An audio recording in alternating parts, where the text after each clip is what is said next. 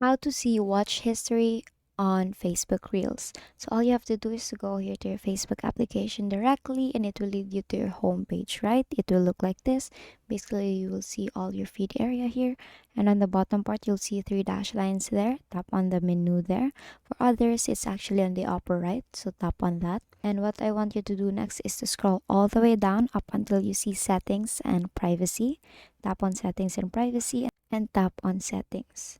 Now, what I want you to do next is to scroll all the way down up until you see the Your Activity section there. And there are two options. You will see Activity Log and Device Permission. Tap on Activity Log.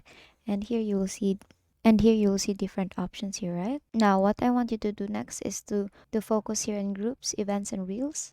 Tap on that. And here, what I want you to do next is to tap on filters, tap on categories, and here tap on reels.